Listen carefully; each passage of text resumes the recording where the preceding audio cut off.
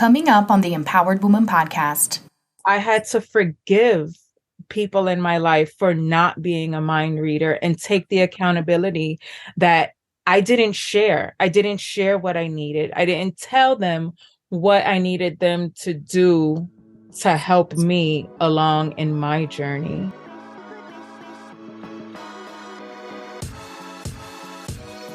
Welcome to the Empowered Woman podcast, the #1 show on personal growth, visibility, and profit for women entrepreneurs.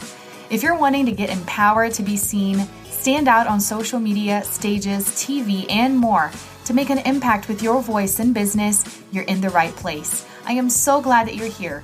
My name is Marta Spurk, and I'm your host, empowerment coach, visibility and marketing expert, and all things motivation extraordinaire. Welcome again, and let's dive into today's episode. Hi, Louisa. Thank you so much for joining me today. Hey, Marta. Thank you for having me and sharing your space. Yes, I am so excited to get to know you more and have you share with my amazing audience as well. So why don't we jump right in? Tell us who you are and what you do. Okay, so I'm Louisa Valentin. I am an empowerment wellness coach. I work to help women find their strength to prioritize themselves and to become the healthiest versions of themselves in mind, body, and spirit. I'm also a registered nurse. I've been doing that for almost 20 years. A co-founder for a nonprofit geared towards healing and a spiritual mentor. That's amazing. You got quite a few things going on. And I always like to recognize the nurses that I come across because having had triplets and being a part of the NICU experience for 3 weeks, very grateful for the little mamas that took care of my babies when I couldn't be there for them full time. So thank you for the work that you do. Thank you. My heart. All right. So let's talk about noticing yourself and some personality traits. Right before we jumped in, I found out that you're the same Enneagram type as me. So tell us more about how that has played a part in you, in your personal life, but also in your career, which by all of the things that you're involved with, I can already tell why we're the same Enneagram type.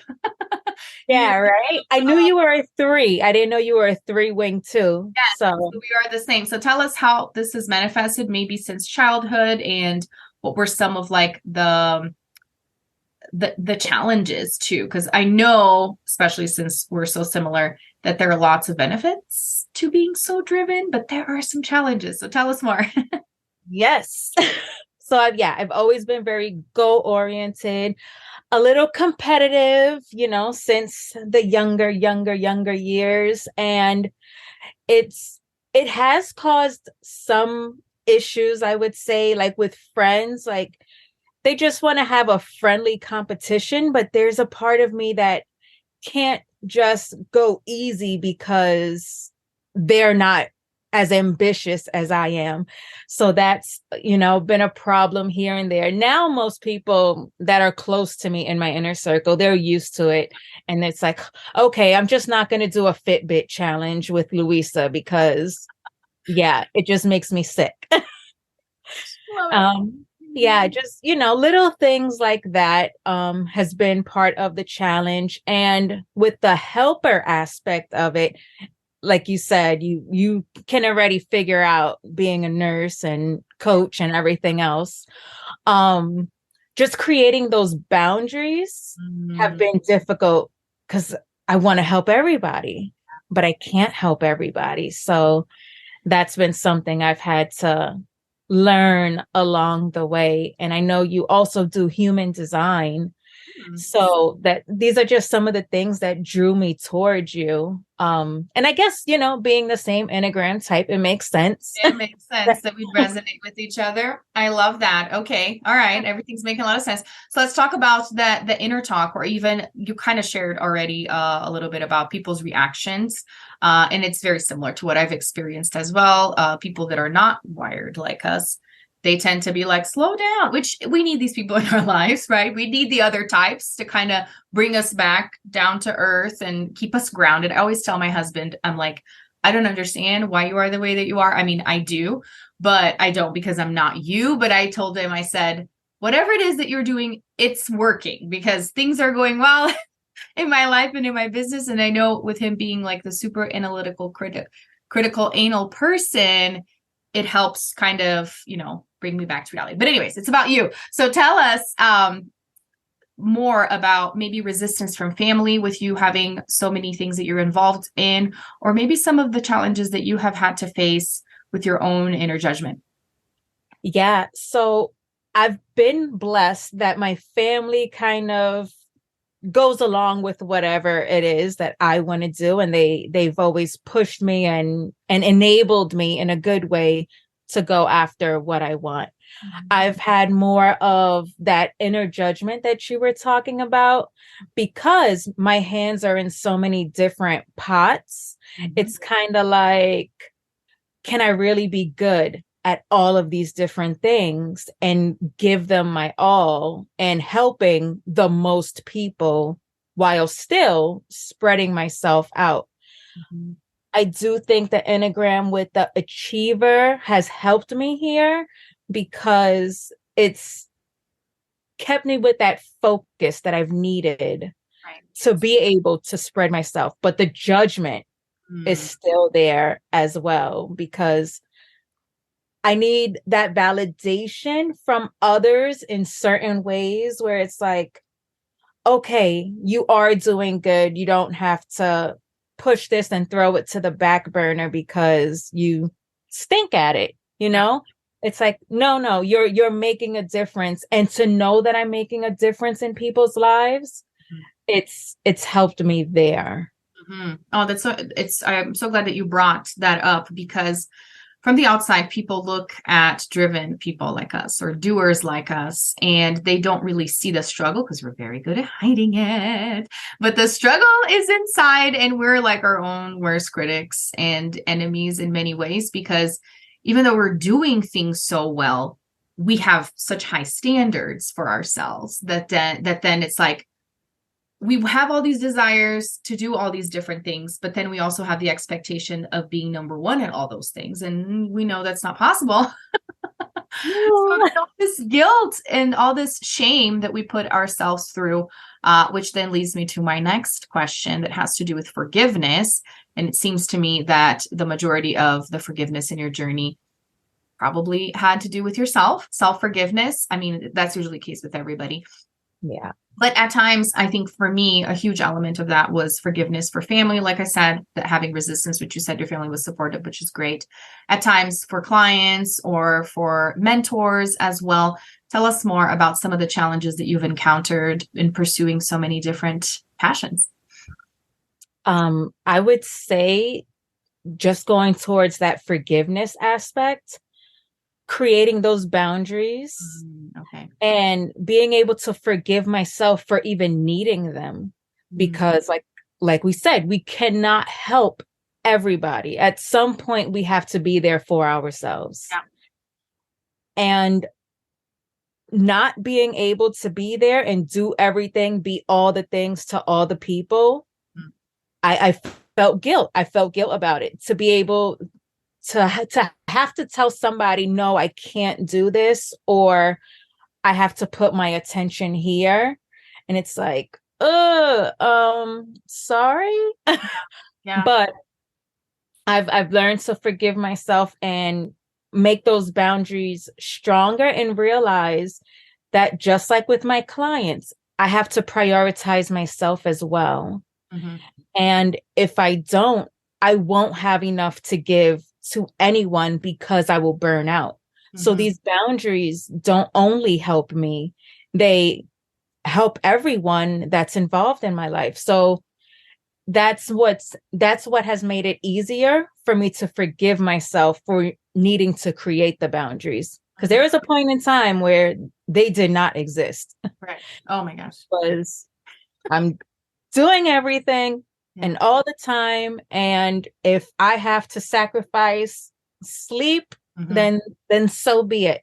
But now I'm okay with taking that step back.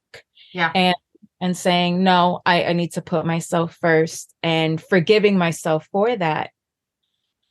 And with forgiving others, it's been about forgiving them for not being what I needed when I needed it. But it's more of me taking that accountability because, as you know, we don't always share too much. Yeah. Take it all on. We're too busy helping others to allow people to help us. And they're not mind readers. Yeah. So I had to forgive people in my life for not being a mind reader and take the accountability that I didn't share. I didn't share what I needed. I didn't tell them what I needed them to do to help me along in my journey. That's powerful. And I think that's part of also being driven, is that we end up being a little lonely because we're strong and we know that, and we know we can do lots of things, but that doesn't mean we have to or that we should.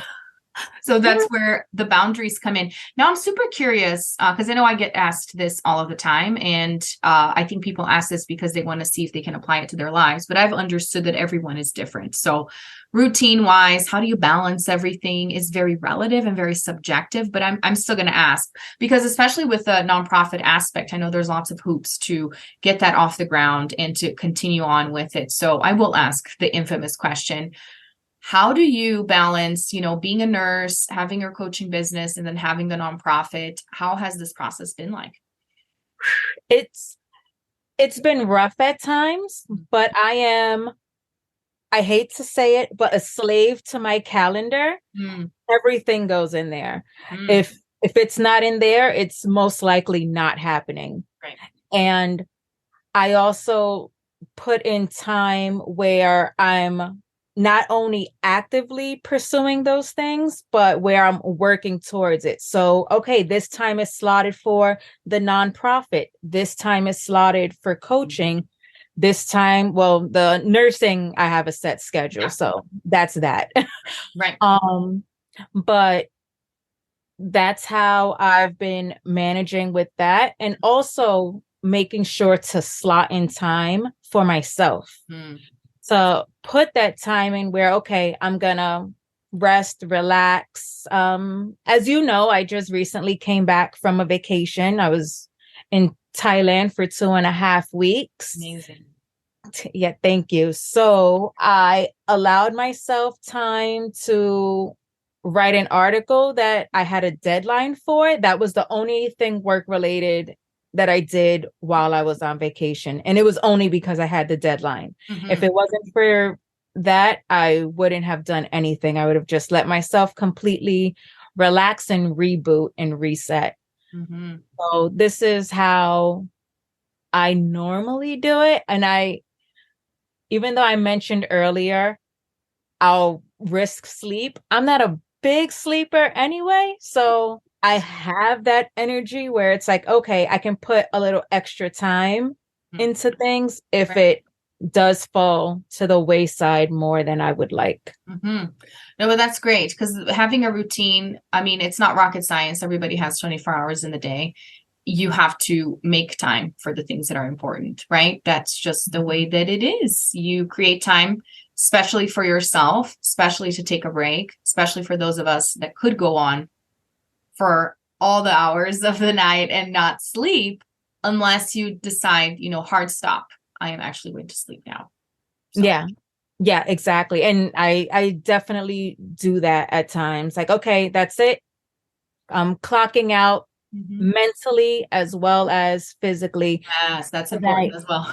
Yeah, I even if it's trying to invade my thoughts while I'm trying to rest or trying to sleep, I'll just go into something else, like a meditation or breathing exercises, things like that, because our brains need to shut down. It needs that space so that we can be our most efficient. Just like our bodies need rest, so do our brains. Yes, definitely. All right, so let's talk about empowering ourselves, and obviously being able to balance and juggle all the things that you're already doing are huge accomplishments. But what are some of the highlights or huge achievements and milestones that you've had within your business or the nonprofit, whatever you want to share with us. Huh. Um, just I feel like I really have helped so many people, and that is the hugest accomplishment Mm. for me, because I know I'm making a difference in people's lives because they tell me every day in all facets. In the nursing, Mm-hmm. my patients are not used to a nurse like I am. So they tell me, who's happy and smiling and making them feel like a person. Nice. My coaching clients, they're like, they feel so inspired that they just want to go on Zoom mode and keep on escalating and moving forward and achieving. The nonprofit with the healing for these heart spaces that were once so closed, Mm-hmm. for them to be able to open themselves back up. It's it's so magical to me. Like it truly inspires me to inspire others. Mm-hmm. So that is my biggest accomplishment. And then, you have the tactile things, like I'm getting out of my comfort zone, even with things like the podcast and writing articles and doing things like that, which I wouldn't have done before. Like I've said, I've been a nurse for almost 20 years. So that's been my main career until the last couple of years. Mm-hmm. So I didn't need to do that. And now it's like, okay, um, I'm elevating in different ways. So Yeah. it's like I said, inspiring others inspires me. And the more I inspire, the fuller my heart feels. And it Mm-hmm. just brings me so much light. Yeah, that's true. The true achievements are when we feel rewarded by being able to facilitate transformation for others. So share with us some of your favorite, or some of the ones that come to mind, stories of clients that have been able to transform with the healing work and the empowering work that you do. I'd love to learn more how you work with clients and the results that you help them achieve. I love that. I do a lot of affirmation work Okay. with a lot of my clients, and to think of one person in the front of my mind, she came in, she was so closed off. She was so resistant Mm. and had so many excuses as to why she couldn't do X, Y, and Z. And so we didn't go straight into the quote unquote coaching aspect. We worked on her mindset first. Mm. We worked on changing the way she thought about herself and the way that she thought of everything that was happening to her. Mm. And we changed it from that to what's happening for her and what she could learn from her experiences and what she was even bringing towards herself with her way of thinking. So yeah, we kept on working there, and now she smiles. Mm. She Mm. This woman did not smile for at least a month, I think. Wow. And I just thought, this is not going to work. We're just not going to get anywhere. Maybe she needs another coach. And then one day she just gave me some feedback, and I realized, oh my God, are we actually making leeway? Are we transforming? Mm-hmm. Yeah. So she had the physical transformations because she wanted to like lose some weight, get healthier. Her lab values were not the greatest. And her blood pressure was very high. She was on medication. And so she got those physical transformations where her blood pressure got within a range where her medication I know she had it decreased and she's working now still to get off of it, but her weight is down. Nice. She's just moving forward so beautifully in life that it, again, like I said, it really makes my heart happy. I'm just picturing her in my mind and the light that I see in her eyes now when we do have these conversations, when we are on our Zoom calls and she's just sharing and she's open and accountable. So where she does have challenges and where she does fall backwards instead of in the past where it was like, okay, there's an excuse. There's always a reason why she couldn't move forward, why she couldn't do this. And to me, that's even more magical than the physical transformations, Right. but that mental transformation. That's huge. From going to blaming others or circumstances to then taking ownership of it. It's that inner transformation. And you're right, most times as facilitators of these breakthroughs and transformations, it's almost hard to put it in words what we see because we were there before and we could see it, right? And it's hard to describe. So how do you work with clients? Is it mostly one-on-one? Tell us more. Currently I'm doing one-on-one, but Okay. I'm working towards building my membership program where we'll still have our one-on-one sessions, but they'll have that as their main resource. And then talking to me and going through these empowerment sessions to really elevate them to the next level. Because obviously the membership course is routine for everybody who will be in it. And then we're gonna gonna elevate them. I'm sorry, I lost my train of thought for No, a you're moment.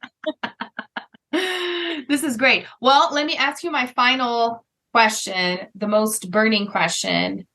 What is an empowered woman then, Louisa? Oh, I love that. An empowered woman is a confident woman who takes accountability for her own stance in life. She puts herself first, not to be selfish, but to be able to give herself the chance to do everything that her heart desires. That's huge. I love it. Well, thank you so much for sharing all your wisdom, your story. It's been so inspirational, so empowering to us. Tell us how to find you. How can we learn more information about the work that you're doing and also the nonprofit, where you hang out the most? Give us the deets. Sure. Okay. So I have my Facebook group. It's just my name, Louisa Valentin, Louisa, V as in Victor, Alentin. Then I have my website, which is louisavalentin.coach. And my nonprofit is Healing Beyond Humanity. And you can check that out on Facebook for right now. We're working on getting the website back together. Wonderful. I'll be sure and put all those links in the show notes. Thank you so much for coming on the show and sharing with us. Thank you. I appreciate your time. Thanks so much for tuning in today. I hope this episode empowered you. And if you enjoyed the show, please join the Empowered Woman community on Facebook and share with friends or leave a review on iTunes so more people can discover this empowering message. Until next time, bye.